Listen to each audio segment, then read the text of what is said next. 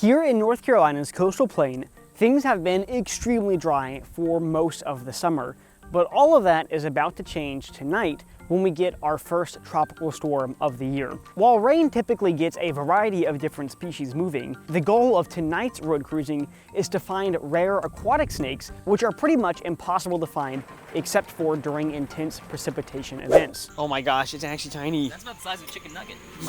They're so cute. All right, you gotta go. Quick, bite. Hey. Okay, little buddy. Oh, it's okay.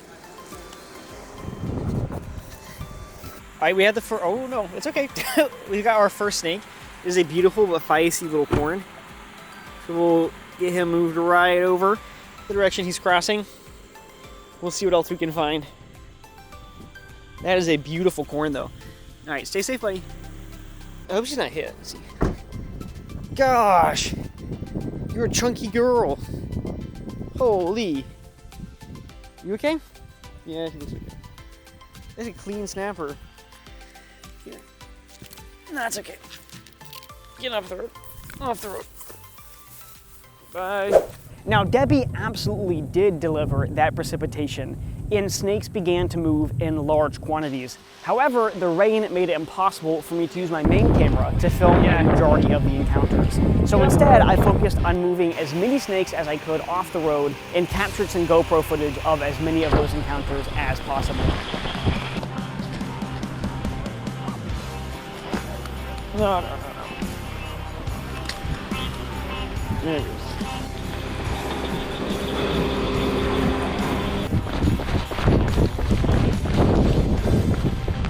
It's the cord.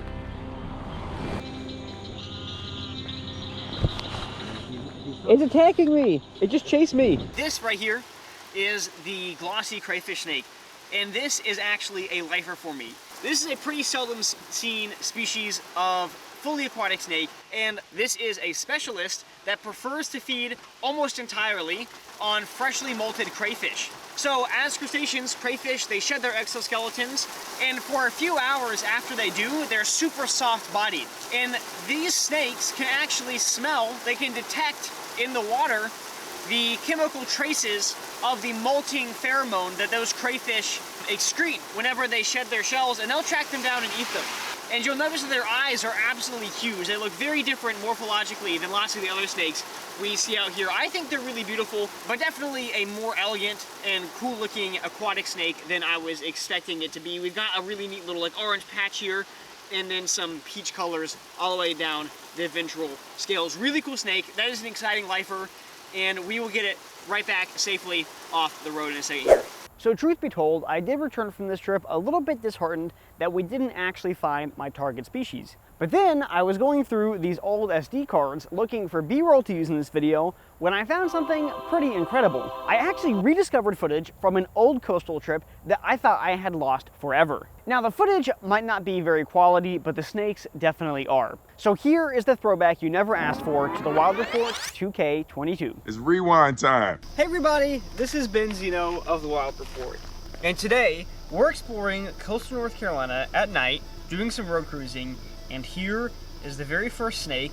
Of course, it is a banded water snake, one of the most common Nerodia that we get out here at the coast. He's still a pretty little guy. He can easily get 2 to 3 times this size when he's a fully grown adult, but you can see he does have that very classic banding pattern.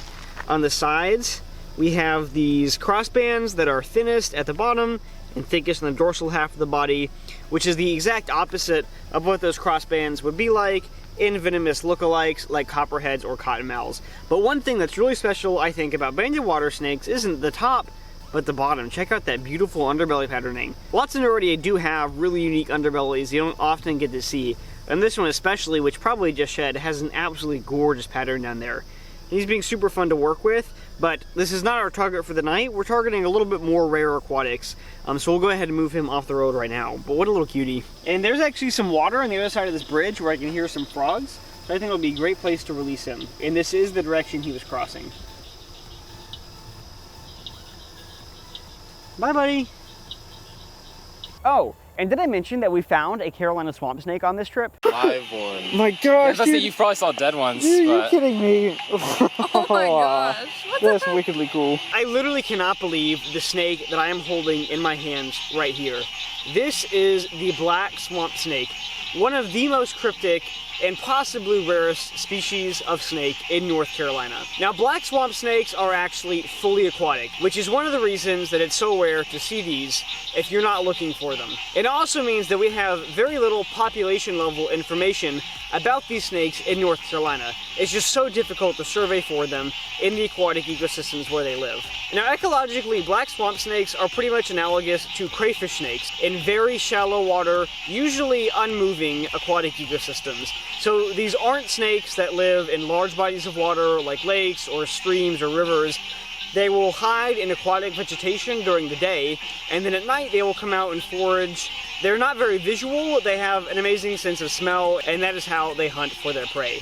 And believe it or not, this is actually an adult, a fully grown black swamp snake. This is as big as they get, and this is typical coloration. So it's this totally jet black dorsal coloration, but then the bottom is this absolutely gorgeous sunset orange. This is just another one of those snakes that reminds me why I love herping so much. It's so specialized and so beautiful, and I think it's little species like these that often get left out of the conservation picture, and it's why it's so important that we're able to appreciate them for the amazing little animals that they are, and make sure that their habitats stay intact so that we can continue having them as a part of our natural landscapes far into the future. But it is time to get this snake back in the wild, and we will do that right now. All right, little guy, you ready to go back home? Oh, that's awesome. What an amazing encounter. That was awesome. Here's your sneak peek of the species that will be featured in the next episode of The Wild Report. I'll see you next time, but until then, stay curious and keep adventuring everywhere. This has been Zeno of The Wild Report, signing out. Okay, well, this isn't officially part of the video, but since you stuck around to the end, I figured it's a good time to have a little micro chat about kind of my life and the state of the channel. So as you probably know, I'm currently pursuing my master's degree in wildlife biology. I'm in my second year of that program at NC State University. I love my program, I love the people in it, I love taking classes and learning, but that is a full-time commitment between taking a full course load and also TAing 2 to 3 classes per semester. In addition to that, I'm still working 2 part-time jobs during the school year. So I work for Wake County as an open space technician, and I work for the Museum of Natural Science in downtown as an educator. And I also love and learn so much from both of those jobs. Also, I'm helping a researcher at the Museum of Natural Sciences edit his content, and I'm still trying to produce videos for this channel, and I'm trying to have some semblance of a social life and keep up with my family. So all that to say, there are several things going on in my life right now, all of which I love, but all of which also need my time and attention in order to grow.